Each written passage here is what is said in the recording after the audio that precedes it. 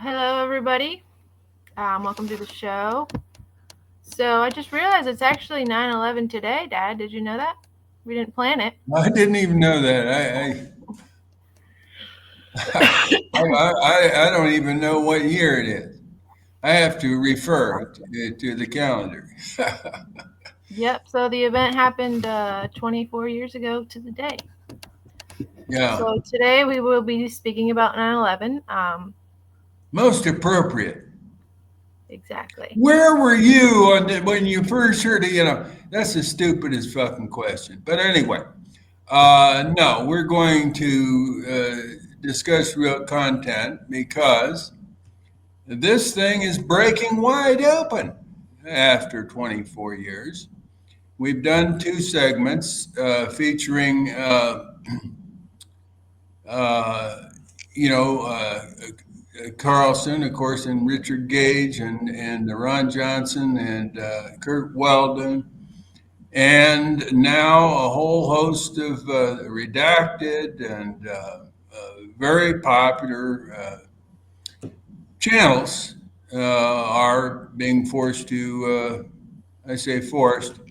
For example, we're going to show something from the Young Turks, Mr. Uyghur and Anna Kasparian. They are so-called progressives, and they have a huge channel.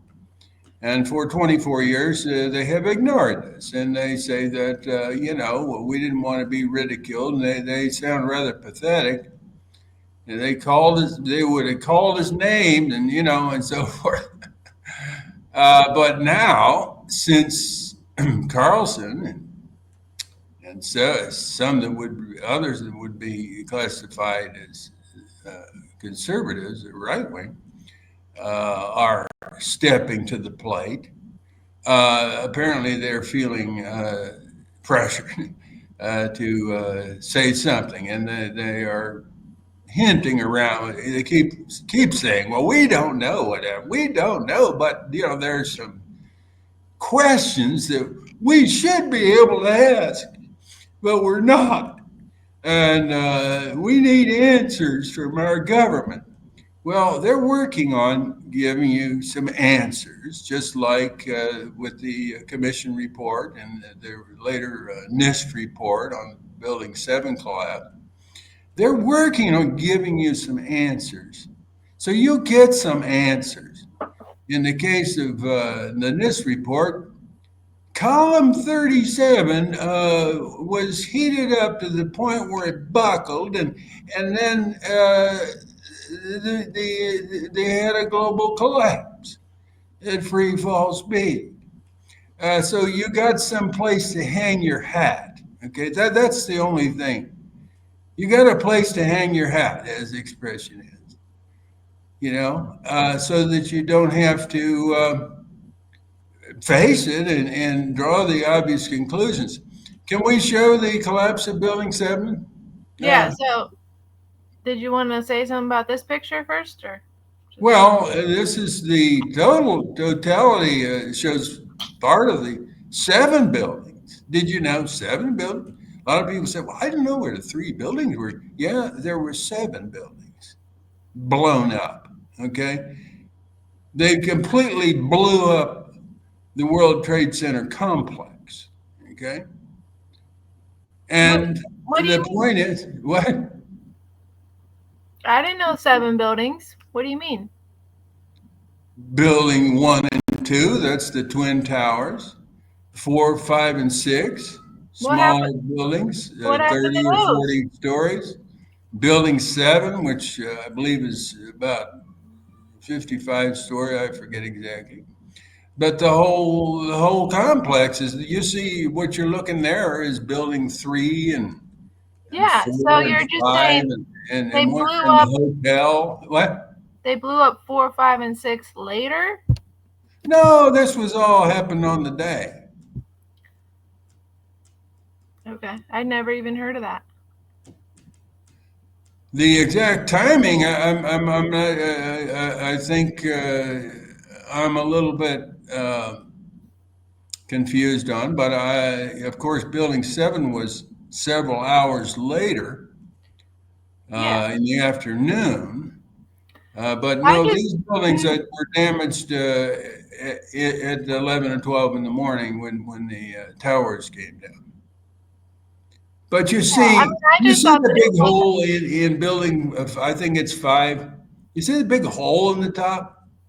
You see, if it was crushed by debris from the falling towers, you don't have a hole. I mean, this is an intelligence test, people. So we can go to the building 7, and this is a 7-second intelligence test. I mean, come on. Uh, the point is that if you can't see it, it doesn't mean you're not intelligent. It might mean you're too intelligent. You know, they talk about the curse of intelligence. Yeah, look that up. The curse of intelligence. Uh, what do they call it? Uh, uh, Analysis paralysis. Yeah, that's what they call it. Analysis paralysis.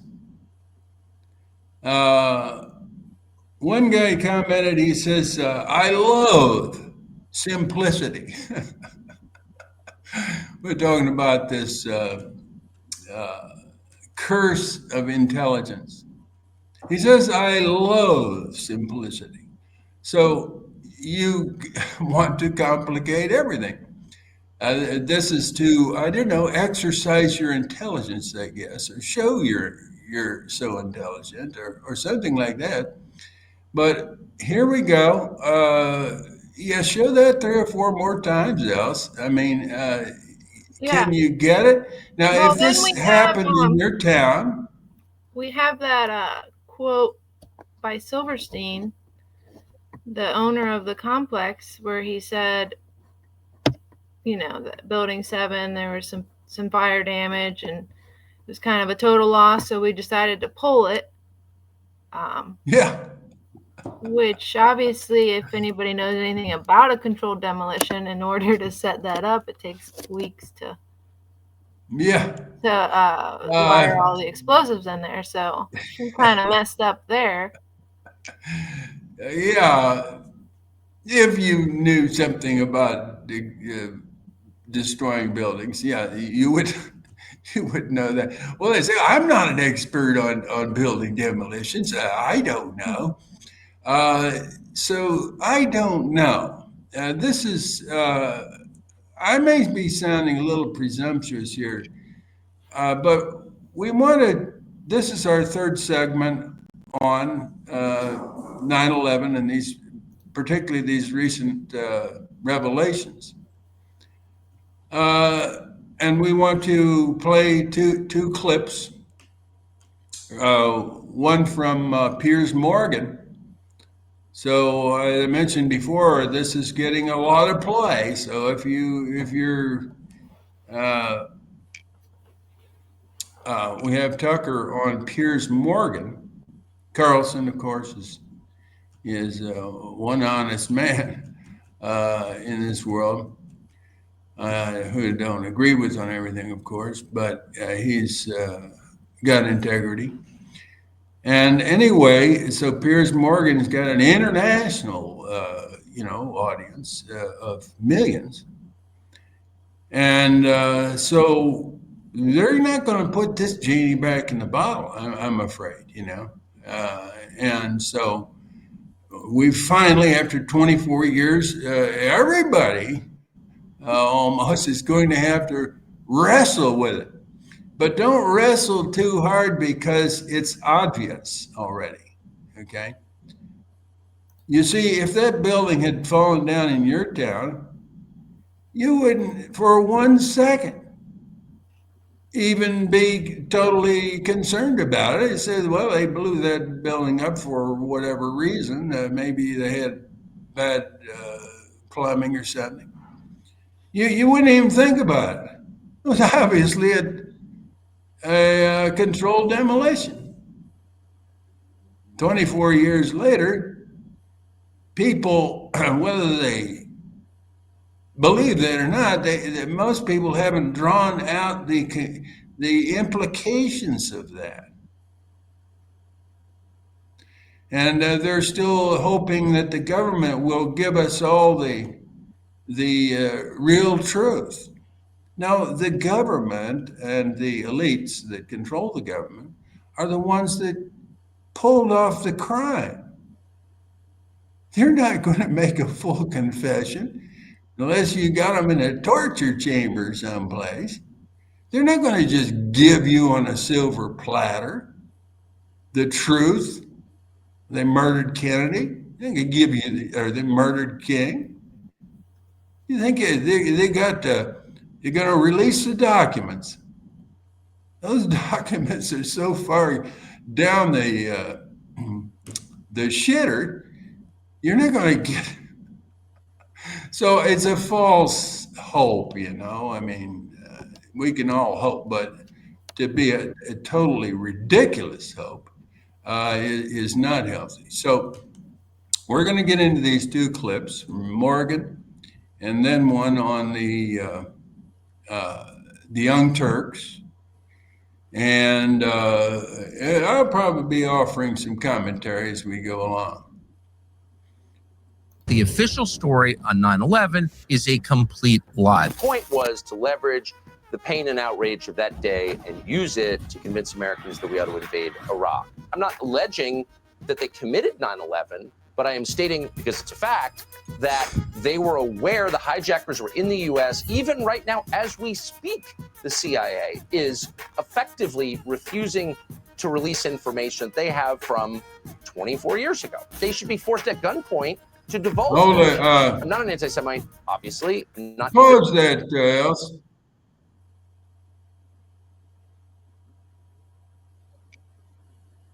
It's paused, right? Pretty bad reception. Can we? It's even got some music in the background, and it's breaking up. Can we? That's just their intro. Yeah, I know, but that's the reason I'm commenting before we get all into it, because the reception is not good. Yeah, their intro just has that background music, though. You were saying. Oh, I don't have. Okay, but it is breaking up. But anyway, go ahead. We can understand it, I guess. Anti-Israel, and you're calling me names is not going to stop me, because I don't have to take orders from you about what I'm allowed to know or not know, because it's my country. So don't tell me that the greatest threat we face is Iran. That's a lie. It's not an endorsement of Iran, okay? Doesn't make me a simp for the Shiites. President Trump told reporters at the time that you had called him and apologized. Is that true? The biggest dividing line in politics is arguably no longer right or left. Instead, it's a lot to do with trust. There are those who broadly trust our institutions and our experts, and who generally believe in the stories and the mythologies about our history and the events which define it. On the other side of the people who increasingly don't trust any of these things. They see a deep state, a swamp, and a cabal of vested interests for anything but America first. That dividing line explains a lot about MAGA's division on everything from the Epstein files to US support for Israel's war and the decision to bomb Iran. This week marks 24 years since 9/11, the deadliest terrorist attack in American history. Most of those 24 years, there's been no real dividing line over how most Americans interpret the horrific events of the day itself. But Tucker Carlson's about to release a documentary series with the tantalizing tagline, "It's time Americans learned what actually happened." And Tucker Carlson, founder of the Tucker Carlson Network, joins me now. Tucker, welcome back to Uncensored. Thank you, Piers. Thanks for having me. You're looking very sprightly, if I may say so. Thank you. I think your intro is, you make a smart point that it is about trust. It's not a classic partisan division. And I'm really struck, we spent the last 4 months looking into 9/11, reassessing the explanations we were given by the government for 9/11. And one of the things that really struck me was the viciousness with which anyone who questioned it, certainly in the first several years, was treated with. You know, they were dismissed as crazy. By the way, I participated in that. Yeah. I attacked people who questioned 9/11, so I'm very culpable there. But there's a very simple way to dispel conspiracy theories to make people with dumb ideas look foolish, and that's by disclosing what actually happened.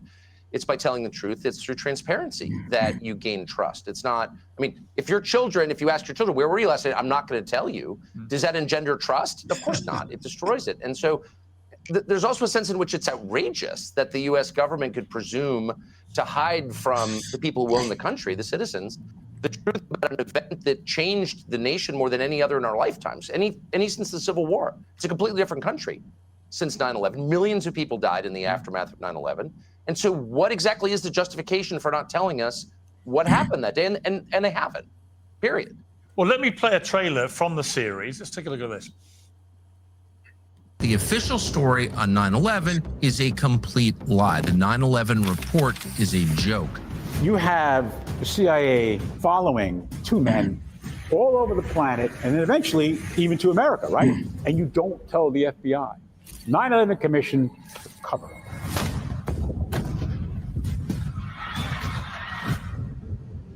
So what did happen? What did the government know? What did foreign governments know? There was a cover-up.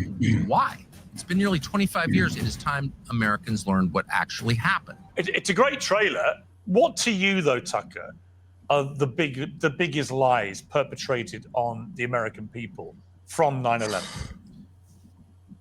Well, the core lie is the 9/11 Commission itself, which was an instrument, a political instrument of the Bush administration run by a guy called Philip Zelikow.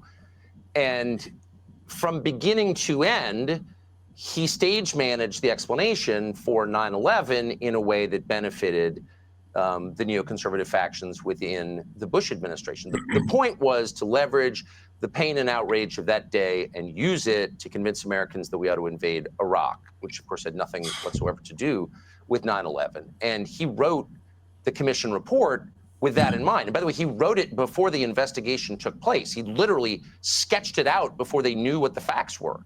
And then during the course of the investigation, he systematically, I'm not guessing, by the way, this is not a conspiracy theory. This is the testimony of people who are directly involved in the commission, including Chairman Tom Kean, the former governor of New Jersey, Republican governor.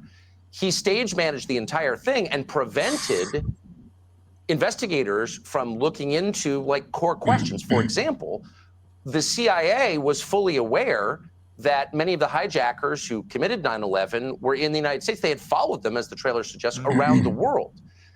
11 out of the 19 hijackers had visas for travel to the United States issued in Jeddah, Saudi Arabia, at exactly the moment that John Brennan was the station chief for the CIA in Saudi Arabia.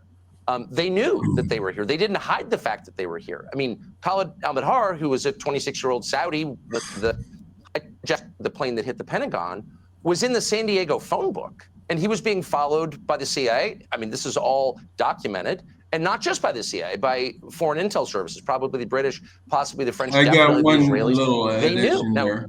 I'm not alleging.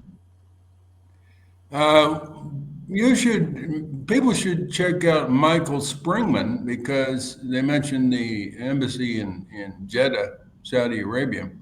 He was the actual agent that was told to sign those visas permitting their travel to the United States, even though they were on the watch list and whatever. So Michael Springman, I've met him in New York some years ago, and he is, you can find him online commenting now on many things, but a very honest man who was the actual guy who was ordered to sign off on those visas against his better judgment. Okay, you can continue. That they committed 9/11, but I am stating, because it's a fact, that they were aware the hijackers were in the U.S. and were planning a terror attack against the United States, and they never passed that information to the FBI, to local police, much less to the American public, and 3,000 people died as a result. So what is that?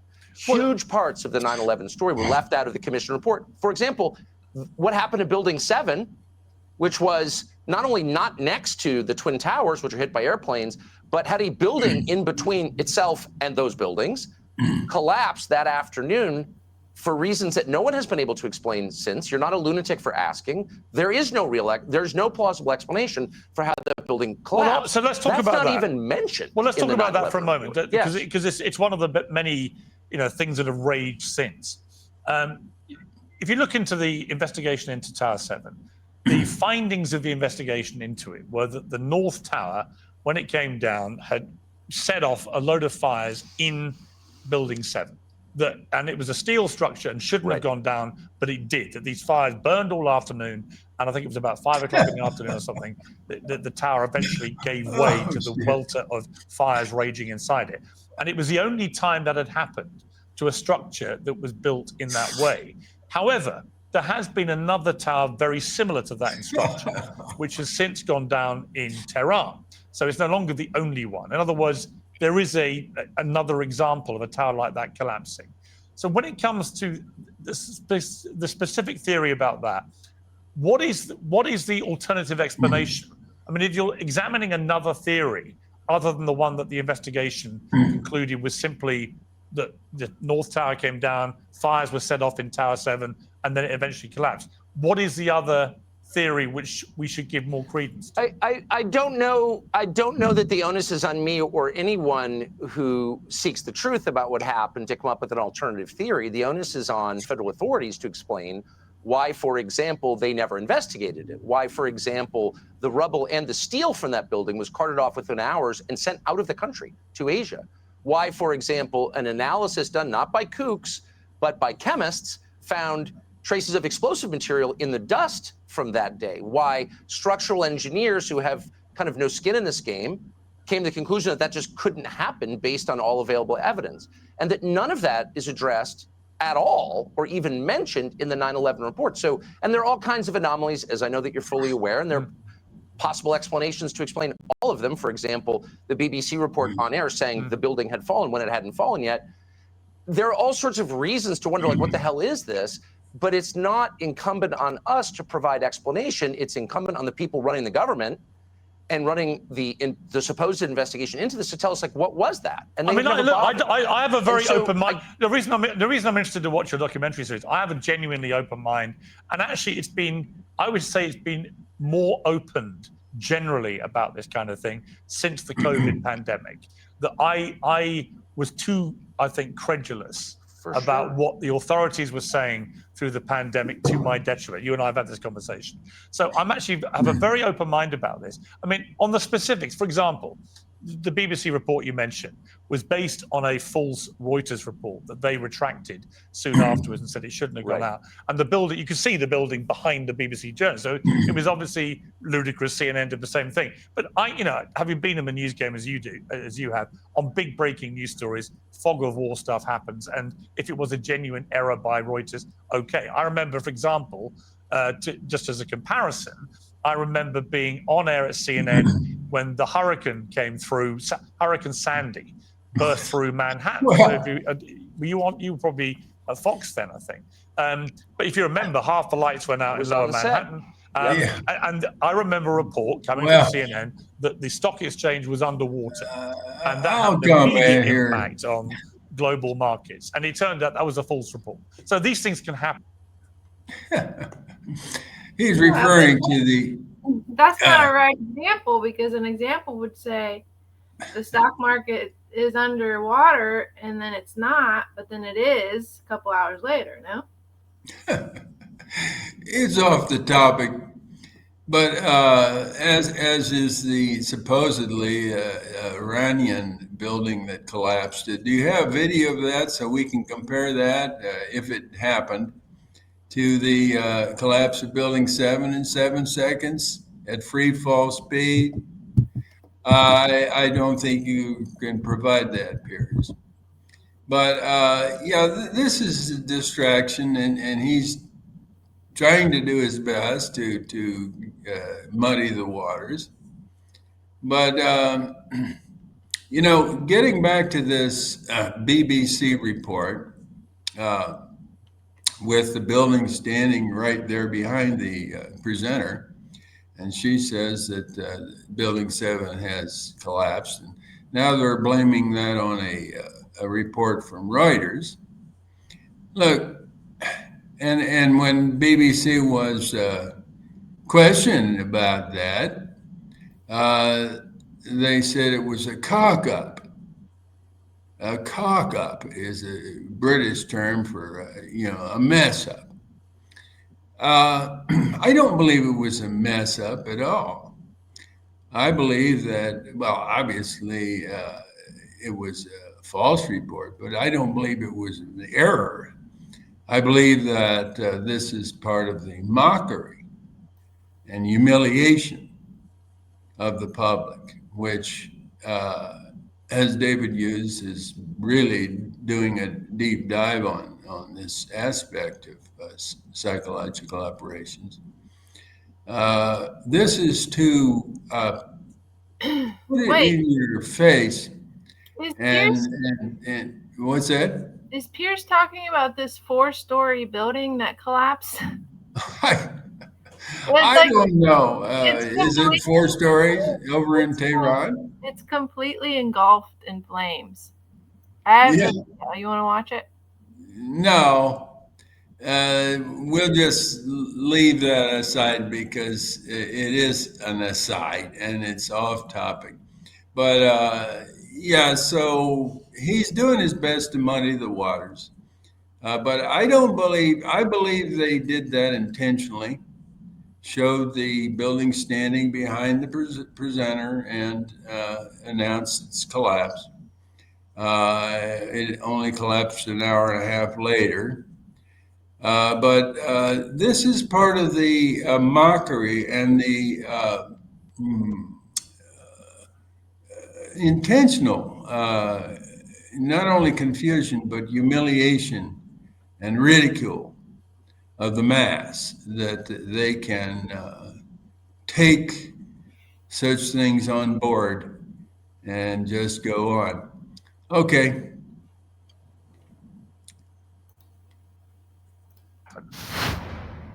US national debt is more than $37 trillion. These are on. In terms of your overview from everything you've unearthed in the documentary, though, have you unearthed any evidence that there was any suggestion anywhere of an inside job? Or is the stuff that you're talking about in relation to CIA and the fascinating details of these two people in particular they were following, is that more cock-up than conspiracy? In other words, was it a gigantic cock-up that after bin Laden had already had one go at the World Trade Center, that there was just not a collective effort by the CIA, by FBI, by other intelligence agencies around the world to stop him succeeding with a second attempt? So is it cock-up, or do you think there is merit to suggestion that some people somewhere must have known more than we've been told? Well, we know that people did know more than we've been told. I mean, somebody shorted the airlines and a bunch of the banks that were affected. Now, this is not a conspiracy theory. It's not a guess. This is publicly available information. Now, the FBI found out the identity of the person or institution that shorted these events on 9/11 and made a huge amount of money by doing that, but never released that information. So why can't we know who clearly had foreknowledge? I mean, if you're shorting American Airlines a week before 9/11, when no one knows it's coming, I think you should have to explain why you did that. And if you're shorting Barclays and banks that were affected by 9/11, why can't we know who you are? These are public markets, by the way. This is not private equity. This is publicly traded equities. So I wonder about that. So clearly, yes, there was foreknowledge. By the way, there was a team, this is according to the FBI, by the way, this is the FBI saying, there was a team of clearly intel-connected foreigners who were arrested after 9/11, as you well know, videotaping the terror attacks. This is, I'm almost verbatim quoting from the FBI assessment of this. And the FBI determined that they apparently had foreknowledge of the attacks.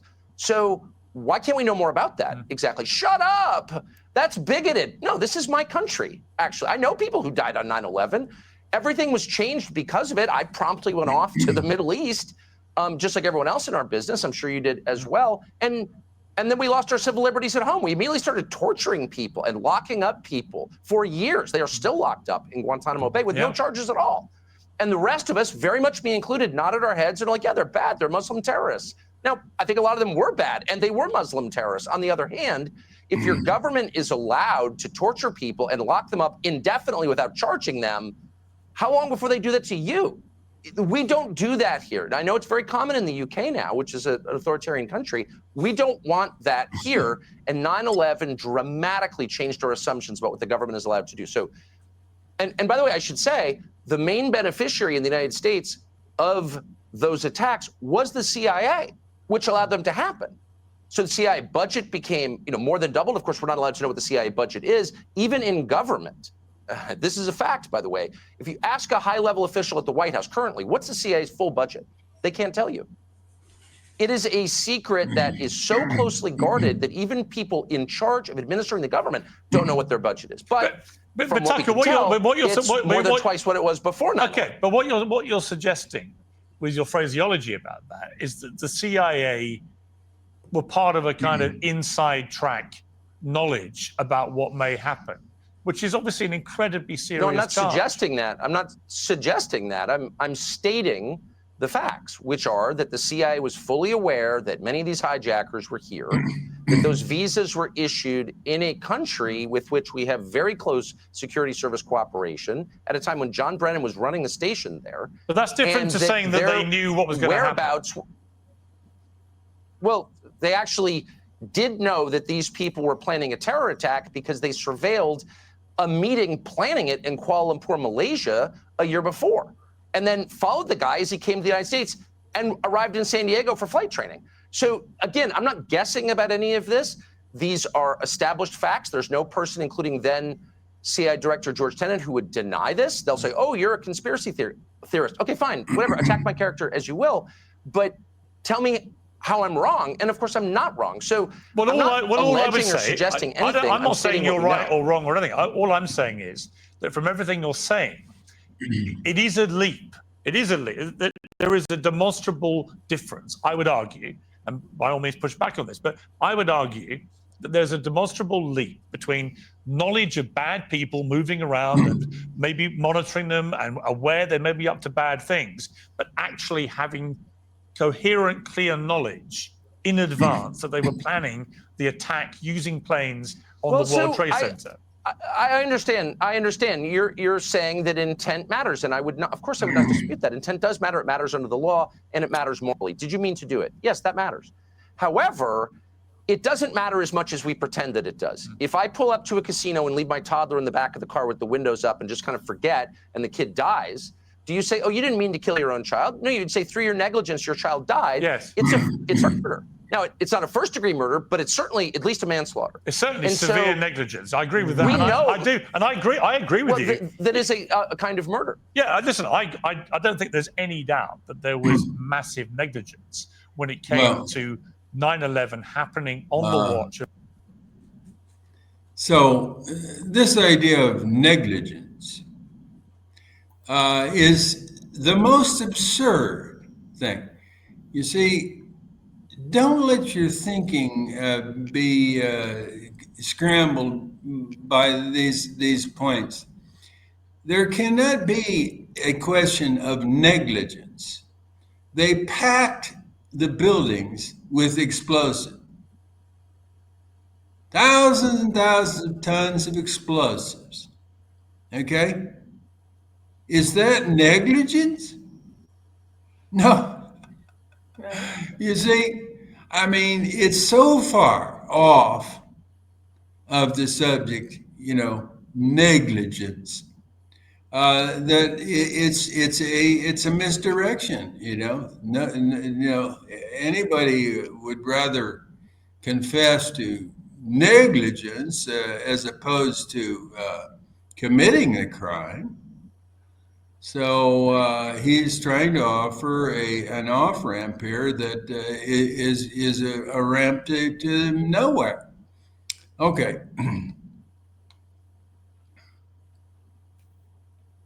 So is Tucker taking it or what? No, I don't think he does. Tucker's been pretty good here recently. We'll see what he says. Not taking the off ramp then. Let's see. Of whoever was running the US government at the time, the CIA, the FBI, all of them. No one can credibly say that what happened was not a catastrophic failure of intelligence, because I've always assumed there must be some guys at the Pentagon in a room whose only job it is to think the unthinkable. And it's not that difficult to think that one day somebody may hijack a plane and use it as a weapon, right? It's not that when you've got fundamentalists prepared to kill themselves as they kill people, doing it using a plane did not seem to me to be that unthinkable. And yet nobody seemed to have thought that through. Well, the U.S. government had war gamed that. Of course, look, I mean, that was, of course, a possibility in the minds of the people whose job it is to protect the United States from it happening. They war gamed that. They took bin Laden very seriously.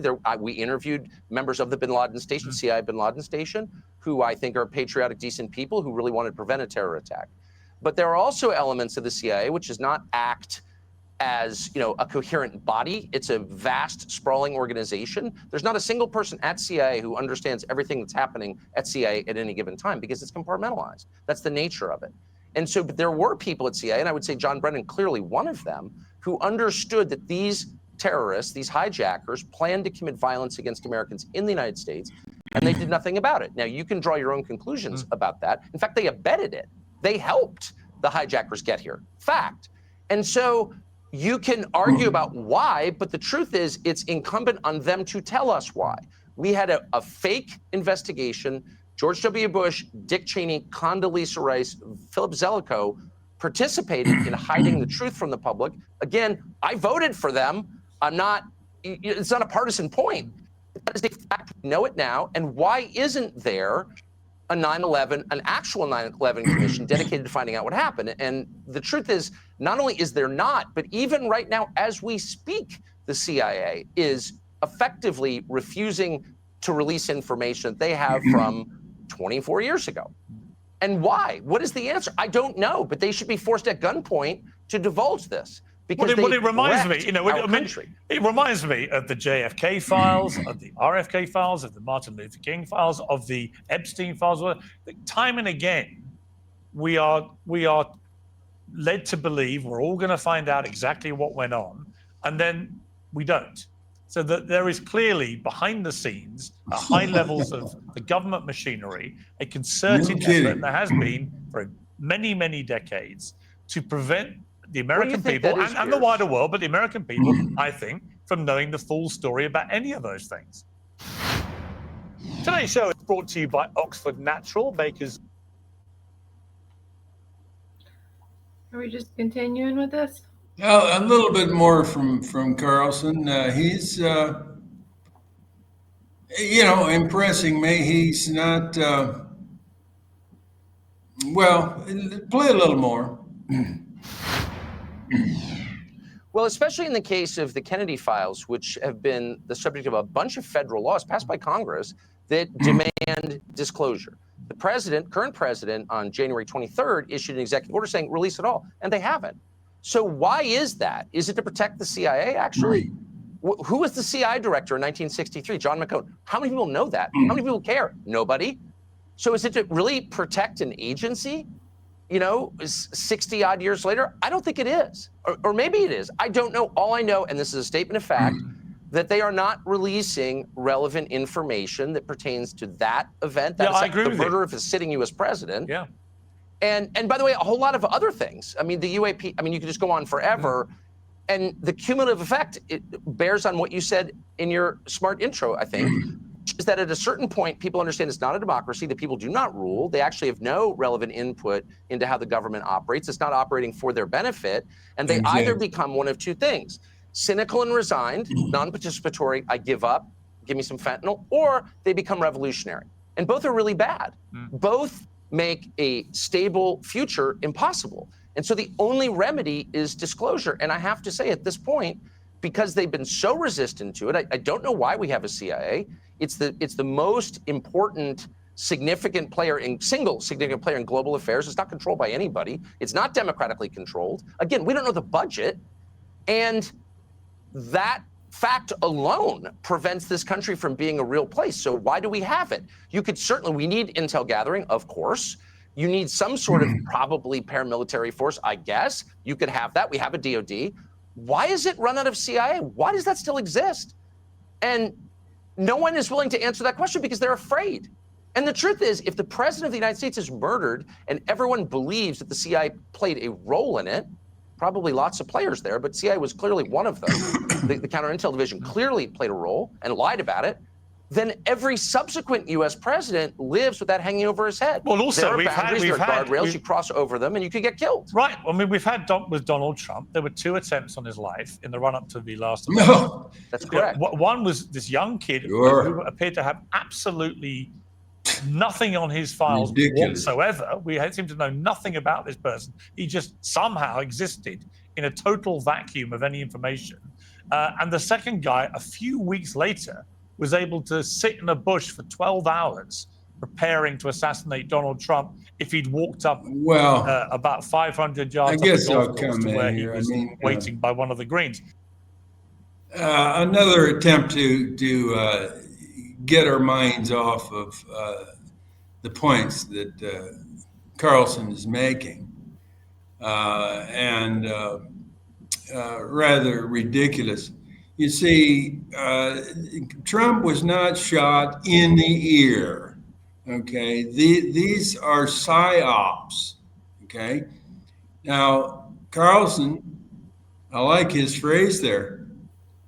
It's preventing the United States from being a real place, and I think that goes to the heart of it. It's not a real place. Okay, everything you know or you're told to know about anything of great significance is false. Everything. You don't get the unvarnished truth from Piers Morgan or any of the other watchdogs on our democracies. They're not watchdogs. They're lapdogs, and they're paid and controlled. Morgan is controlled by what's that billionaire media mogul, and all the rest of them. There's not a mainstream media channel that's not controlled by the capitalist class, by the elites, the oligarchy, the money people. You think they're going to have some guy on there just spouting truth right and left? Anyway, we'll go on a little further with this, and then we'll go to the Young Turks. And I found that deeply unsettling because you would have thought that Trump by then would be the most protected human being in history, having just survived an assassination attempt. Both of those cases raise all sorts of questions which we just don't know the answers to. And that's happened in the last year. Well, I don't know, and I can't say this definitively, but my strong impression is that, people at the top levels of government don't know the ansurs, right? So that including Donald Trump, paints a pretty. I think that's right, but people can. We'll link the entire interview here, but count the number of times that Morgan, Carlson, and we'll hear the Young Turks, both of them. How many times they will say the phrase, "We just don't know. I don't know. We don't know." And that's at a certain point, you're supposed to know something. If you watch the Building 7 collapse, as we just did, and you say, "Well, I don't know. That's weird. That's strange. We should have some answers. We deserve answers. But I don't know for sure." The building was demolished by explosives.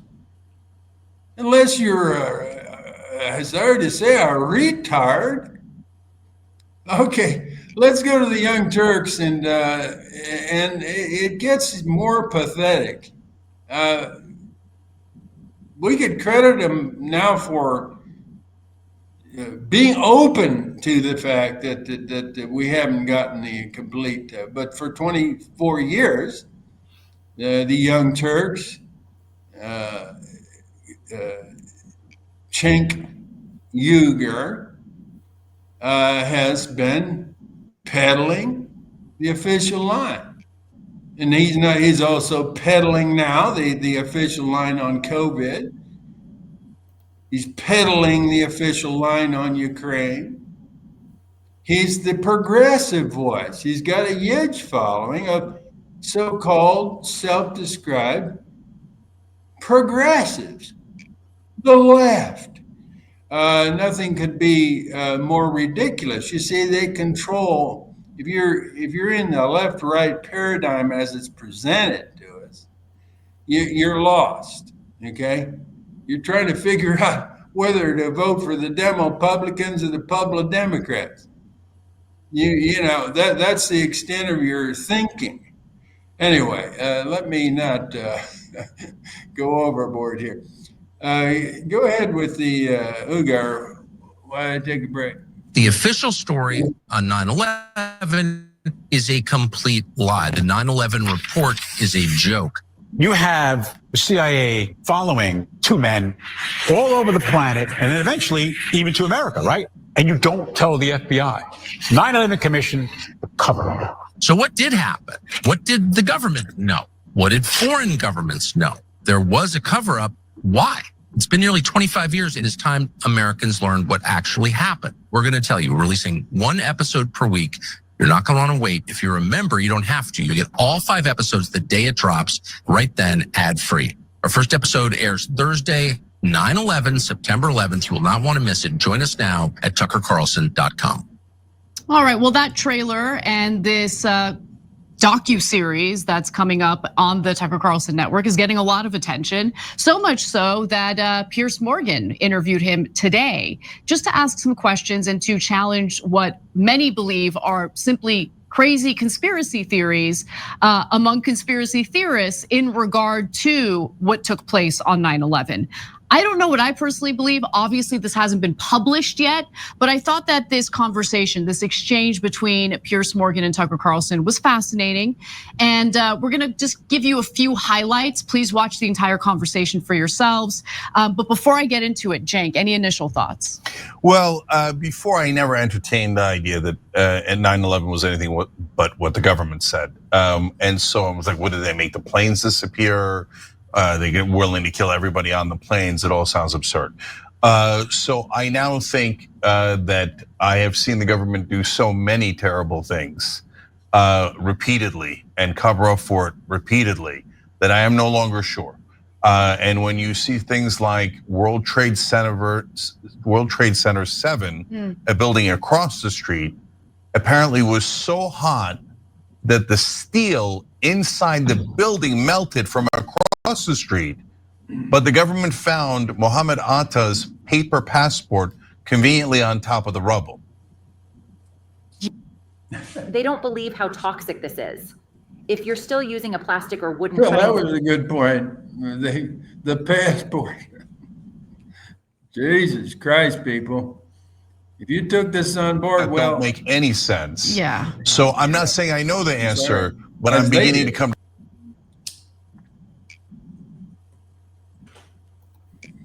to some conclusions about what is not the answer. Yeah, and that's where I'm at as well, right? I'm not running around saying 9/11 was an inside job. I'm not, I don't know, but I do know that there are some serious issues with what the, accepted narrative is. And in fact, they're about to get into an exchange in regard to Building 7. So let's go to the first clip. Huge parts of the 9/11 story were left out of the commission report. For example, what happened to Building 7, which was not only not next to the Twin Towers, which are hit by airplanes, but had a building in between itself and those buildings, collapsed that afternoon for reasons that no one has been able to explain since. You're not a lunatic for asking. There is no there's no plausible explanation for how that building collapsed. So that's the issue at play here, that I wanted to give you that portion of what Tucker Carlson had to say. And Piers Morgan attempts to explain it to some extent by providing what he feels is a similar example of another building, like just melting away similarly to Building 7. Yeah. Before we go to that clip, Anna, I just want to say this story broke today. I didn't know that was going to be the first topic. And for all the times that I had this conversation with Ben and a million other people, I would always say, look, guys, I get everything, and I'm not a physicist. I don't know how the plane could hit or couldn't hit or could crash or couldn't crash. I got no expertise on that. Just that building that is not anywhere near the other buildings just melting down. I've never thought that made any sense. And what we should expect from our government is logical answers, right? Not like, whatever, shut up, you're a conspiracy theorist, and you should never get any real answers. So the reason I interrupted you is because I'm super curious what Piers Morgan is going to say, because I've literally never heard a proper explanation for it, even when I believe 9/11 100%. Well, let's go the to official Piers Morgan. story. Let's see what he had to say. If you look into the investigation into Tower 7, the findings of the investigation into it were that the North Tower, when it came down, had set off a load of fires in Building 7. And it was a steel structure and shouldn't have gone down, but it did. That these fires burned all afternoon, and I think it was about 5 o'clock in the afternoon or something, the tower eventually gave way to the welter of fires raging inside it. And it was the only time that had happened to a structure that was built in that way. However, there has been another tower very similar to that in structure, which has since gone down in Tehran. So it's no longer the only one. In other words, there is another example of a tower like that collapsing. Okay, so you can see Tucker Carlson smiling in response to what Piers Morgan is saying, probably because, okay, well, if you want to make that argument that the fire was so hot that it led to the collapse of Building 7, well, what happened to the building in between, right? And nothing happened to that building. And so I want to give Tucker an opportunity to respond to that, and then we can discuss. What is the alternative explanation? I mean, if you're examining another theory other than the one that the investigation concluded was simply that the North Tower came down, fires were set off in Tower 7, and then it eventually collapsed, what is the other theory which we should give more credence to? I don't know. I don't know that the onus is on me or anyone who seeks the truth about what happened to come up with an alternative theory. The onus is on federal authorities to explain why, for example, they never investigated it. Why, for example, the rubble and the steel from that building was carted off within hours and sent out of the country to Asia. Why, for example, an analysis done not by kooks, but by chemists found traces of explosive material in the dust from that day. Why structural engineers who have kind of no skin in this game came to the conclusion that just couldn't happen based on all available evidence. And that none of that is addressed at all or even mentioned in the 9/11 report. So, and there are all kinds of anomalies, as I know that you're fully aware, and there are possible explanations to explain all of them. For example, the BBC report on air saying the building had fallen when it hadn't fallen yet. He's right about that BBC report, and Piers later says that the BBC report was based on an erroneous report by Reuters. Okay, that doesn't explain anything. Then how did Reuters know the building was going to collapse before it got hit? Exactly. Yeah. So look, I don't know those We don't details. know. We don't know, Okay. and like I'm very interested to watch this docuseries and the claims that it makes. I was super young when 9/11 happened. I was in high school. And the thought of, this being a big conspiracy was ridiculous to me. It didn't even cross my mind. I was a child, okay? But revisiting this now, I do have a lot of questions. Yeah, no, it's over. Look, we're at a seminal moment in American politics and media.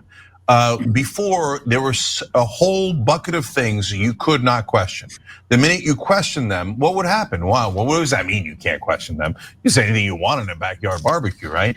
But if you work in politics or media in any way, shape, or form, if you question them, you would immediately be fired. You would be labeled a kook, a conspiracy theorist, and probably some sort of character assassination on top attached to it. Right. Anti-Semite, a racist, a this, a that, whatever it is, but you're dispatched. You're not allowed on air, right? Now, because of digital media, they can't contain it. And now everybody's asking questions and they're like, fire Tim Dillon. Damn it, we can't fire Tim Dillon. Okay, then fire Joe Rogan. God damn it, we can't fire Joe Rogan. So now people are starting to ask and ask and ask.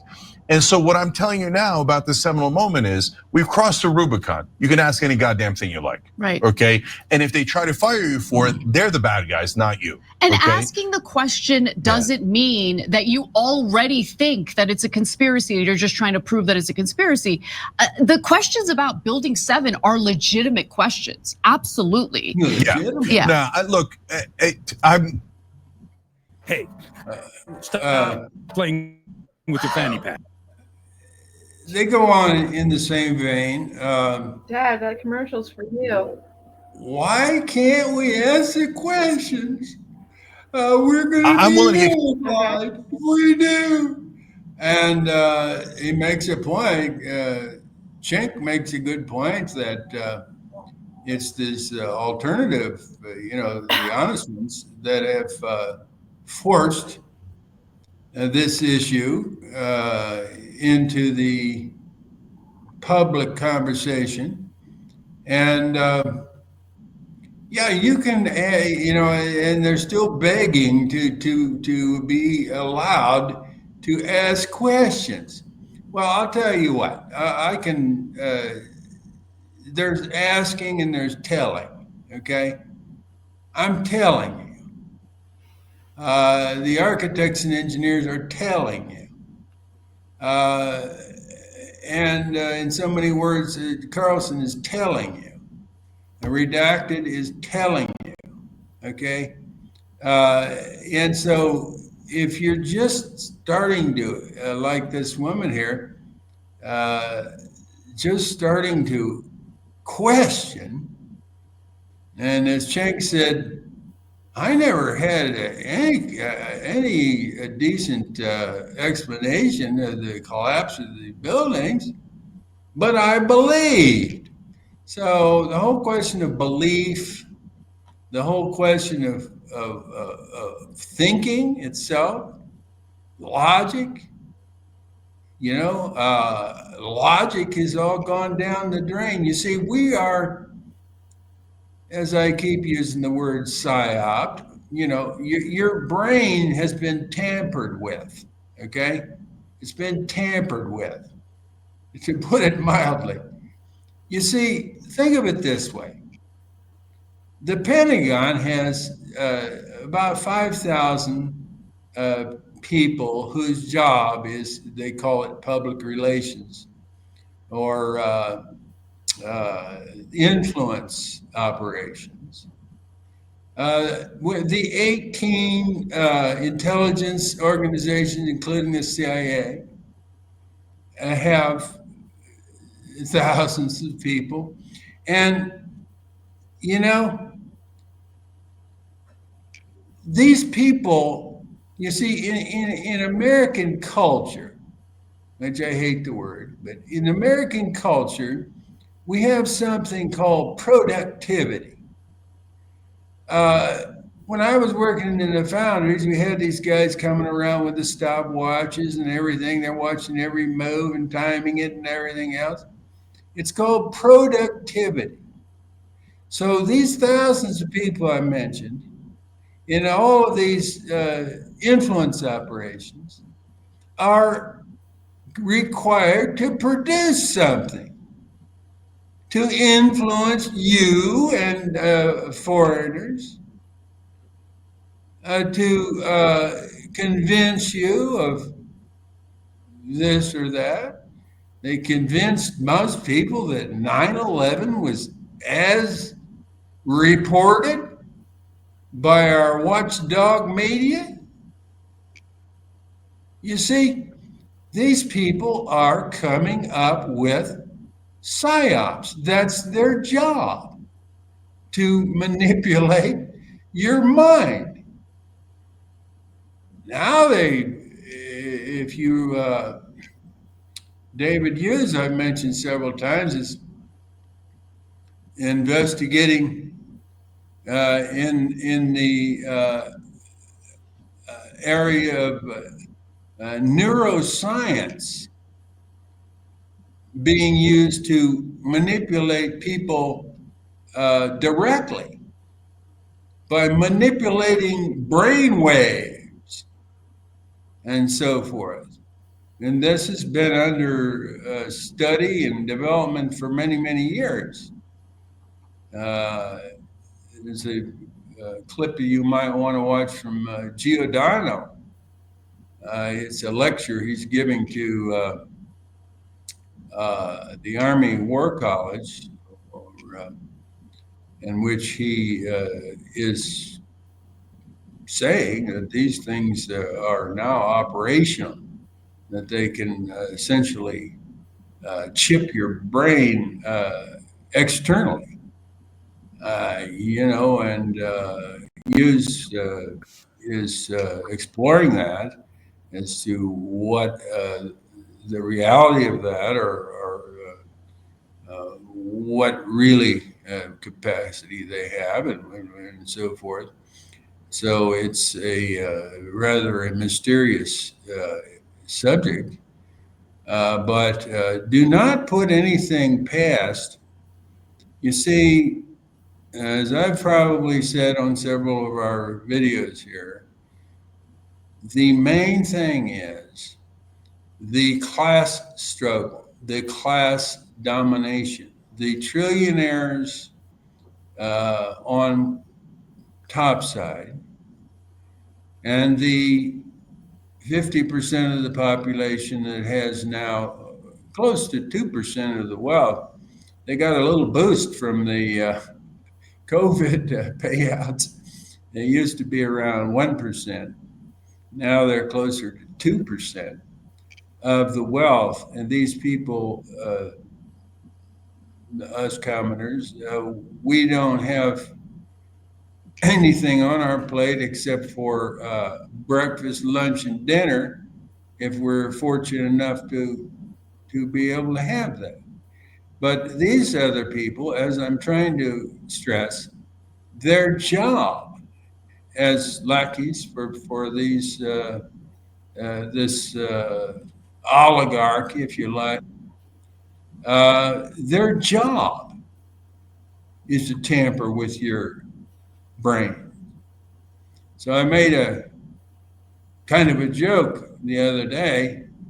If you look at Building 7 collapse, it's a no-brainer. That's a popular expression. No-brainer. Of course, it's a no-brainer. But the problem is the brain. I got to think about it. I got to analyze this. The paralysis of analysis. I got to think this through. I got to demand some answers. I got to do this and that. And architects and engineers had contracted Halsey up in Alaska, the engineering department, spent $500,000, spent a year or more developing models and disproving that Building 7, for example, could collapse into its footprint at free fall speed. Now, couldn't we just reach that conclusion from common sense? Did we need all that? And then they still got questions. We're way beyond questions. You should have known in a week subsequent to the event that it was an inside job, not foreign terrorists packing those buildings with explosives, bringing down the buildings, the 7 buildings ruined. Really. So once you know something, then you can build on that. You can't build on a bunch of mud. And it's their job to muddy the waters. And so that you can't take the next step. we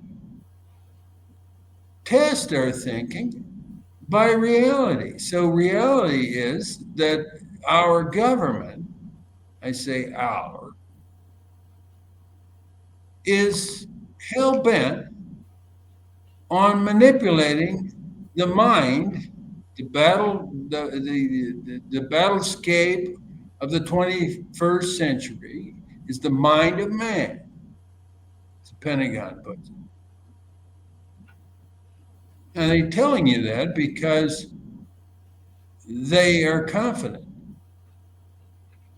in their ability, in their technologies to accomplish that, whether you know it's happening or not. So we're at a place where, Tucker mentions that if the government doesn't start telling the truth, it's going to lead to a revolution.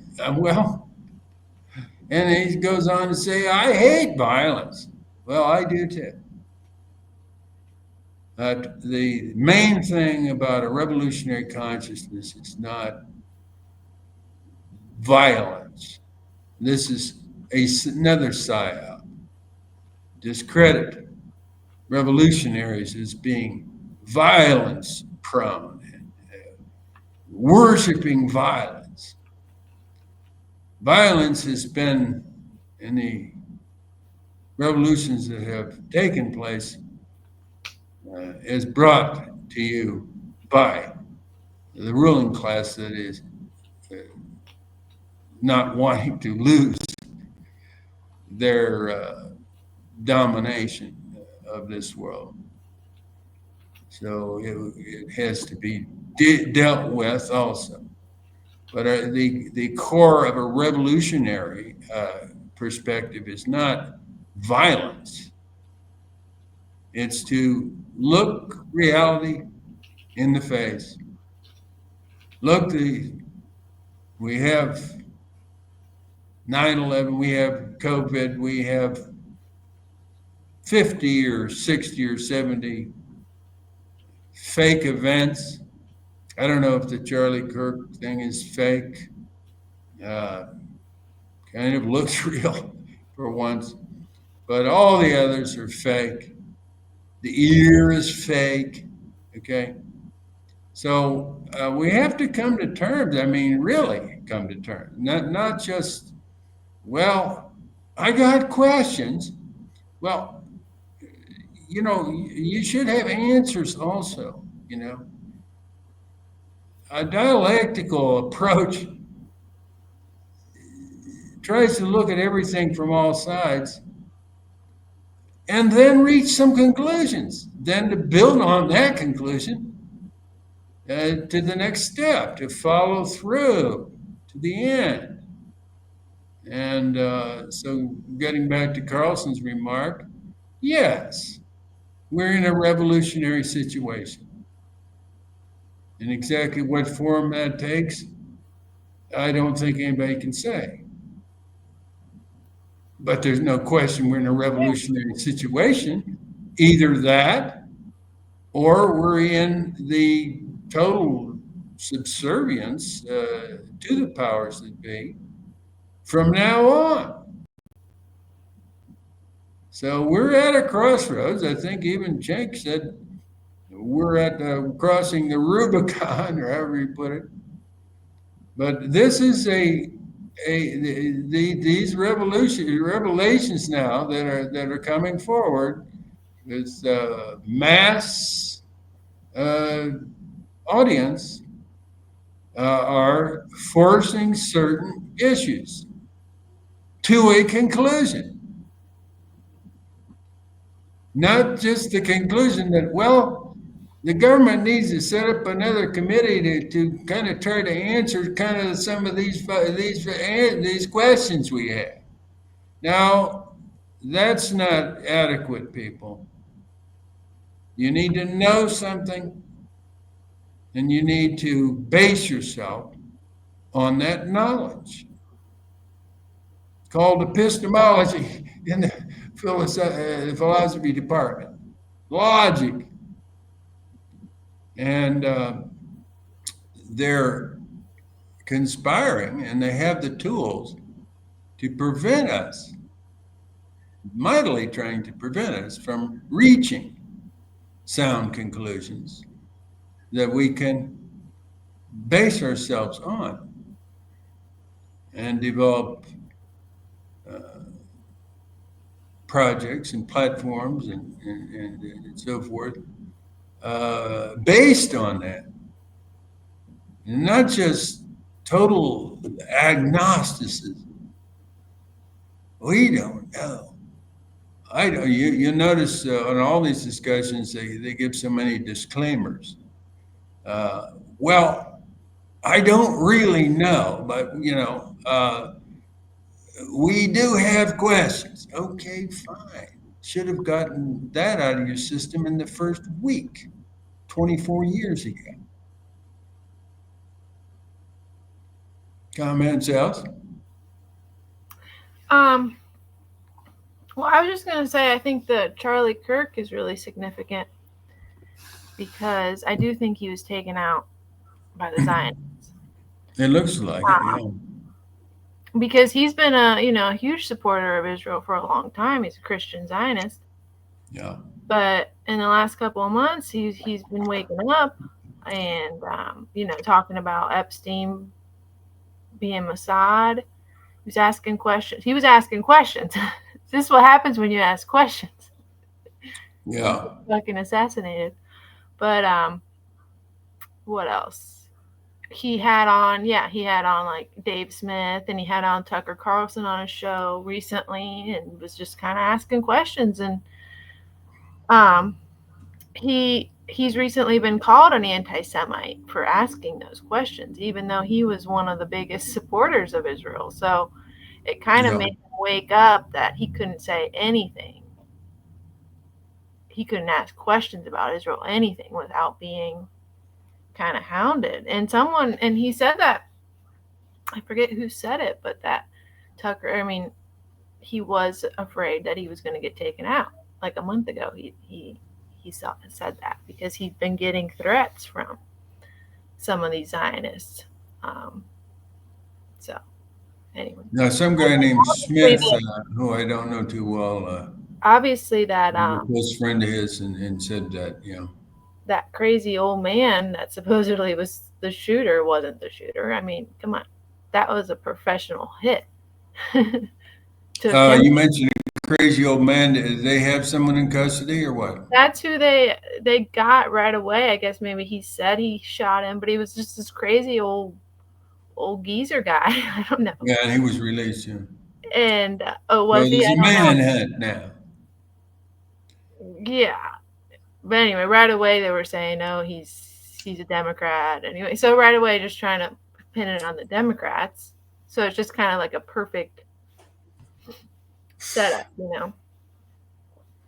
Well, if he was taken out, I would reserve judgment on that, actually. There's been so much fakery in these I type of events, live streamed, In the video, it is weird, like when he gets shot, like this part goes like this, and you were saying I saw that. It was the impact, but if he's getting shot in the neck, why would his thing go like that?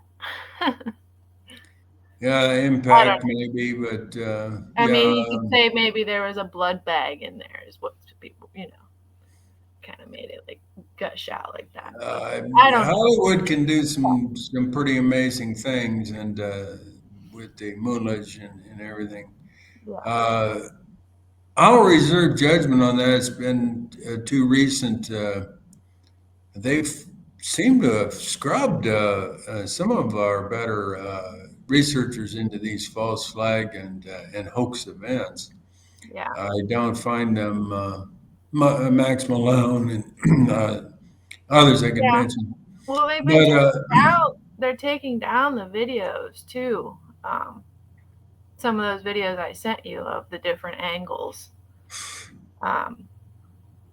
They've been scrubbing those too, so I don't know. Really? Well, that's interesting. Yeah, well, maybe we'll have a better viewpoint on that for our next video. But yeah, I agree. It's significant one way or the other. And he had, you see, what's going on in Gaza. This is just a world historical blow to not only Israel, but the United States is the main backer of Israel, and the Europeans also. This is so egregious, as many have said, that you can't unsee it, and it's they're even Morgan now Piers Morgan is fed up, and he says, he crucified a Israeli spokesman on his program recently. He says, you're lying like hell. You've shot 1,000 people coming to get food aid. You've starved 20,000. You've killed 20,000 kids. You're starving the entire population, et cetera, et cetera. Destroyed, made a absolute junk pile out of Gaza, and he's reached his limit. But my point is about thinking. Okay, brainers and no brainers. You got to have some priorities, and I would say, if you want to start thinking or continue thinking, think about 9/11, world historical event meant to divide our country history between before and after. That's the way they put it. It's going to be before and after. So where were you on that day when you first heard it? That's the point between before and after of all of history. So its significance cannot be overstated. And then, of course, the global psyop of COVID-19. You need to understand that is fake. And then you have to come to terms with what Israel is doing in Gaza. So that's three things. You see, they throw 1,000 things in your direction, but you need to prioritize the most important and get clarity on the most important, right? Is that logical? Yeah. Did you watch that one video I sent where Charlie Kirk, he was talking to Ben Shapiro, and he was like, we've pushed back against COVID, we've pushed back against Ukraine, we've pushed back against, I forget what else he was saying. But he's like, why can't we ever say anything about Israel? Like, why can't we ever say maybe Israel is not telling the full truth or anything? But you can see the look on Ben Shapiro's face. He's just like, you can't say it, buddy. He just looks like terrified that he's even like saying that. Well, anyway, they can ruin you or kill you. And yeah. So Ben they Shapiro, have the power and the will to use that power. I mean, they're proving it every day. Now, you mentioned that Shapiro and Kirk had pushed back on COVID. You said we have pushed back on that. I don't follow those guys. Right wing. Yeah, they're right wing, so they're. Well, I know that, but I mean, in what sense did they push back on COVID and Ukraine? Yeah, those are two things that the right pushes back. What do you mean by pushing back? Well, kind of not believing the full story, not believing the full story. So the lockdowns. It's not about the lockdowns, okay? It's about a total fake deal. The fake left, the Democrats are all about it, I know, but there are two sides. They're the half of. They're the controlled opposition. You know, the limited hangout. Right. Okay, we're not saying that there's no virus. Who was it that? Chink. He was saying, I had two kids that got COVID and my wife got COVID. So I got double vaxxed and I didn't get COVID. That proves that the vaccines must work and we all were masked even at home. So I'm just saying, pushing back it can be sort of a half-ass, Yeah. The point was just that they could somewhat push back against COVID and somewhat push back. But they can't say anything about Israel. That was his point. Need to rip the cover off of it, not push back. You need to rip the cover off. You're not getting that. That's not the point. There's no virus, okay? And the vaccines are deadly.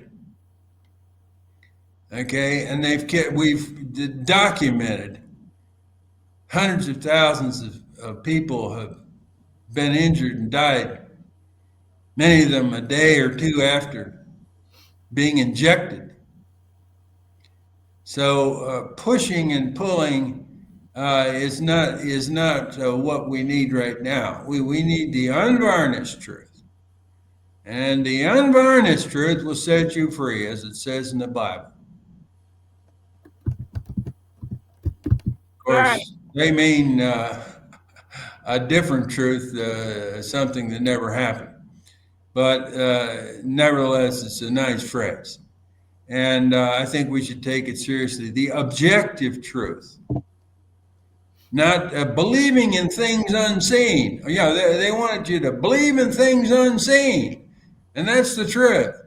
Well, I believe in some things unseen, but I don't believe in everything that nobody has ever seen, nobody reported on back in the day, and so on. So let's start with objective reality. If anybody, as Carlson and so many others, Wait, now figured out. Let me just show you this. Pardon me? Let me just show you this clip real quick. Are we still on the air? Yeah, let me just end with this clip. All right. Well, wait, I'm just getting warmed up. Well, I need to go have a cigarette, but. Which is okay, Charlie. We put. Wait a sec. Is it up there? All right.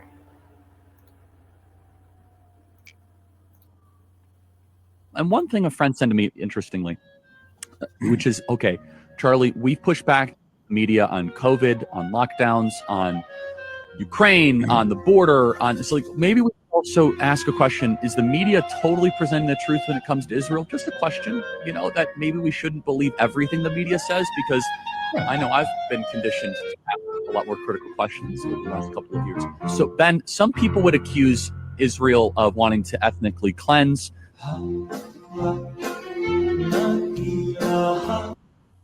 Anyway, I guess that video was just 48 hours ago. Oh, well, yeah, I would just say to Mr. Kirk, or I can't tell him now, but you shouldn't not only believe everything that Israel says, you should believe absolutely nothing. In fact, you should believe absolutely nothing coming from the American government. Nothing. If you believe any of it, you've been made a fool. Israel lies compulsive. It's their modus operandi. Lying. So everything that you ever believed from them has befuddled you. That's all. We'll get to Kirk on our next video. I got to do some more research on that event and also on his perspectives and so on. All right. Okay. All right, I guess we should end it then. That's a wrap. That's a wrap. Till next time. Okay, Elsa. Take care.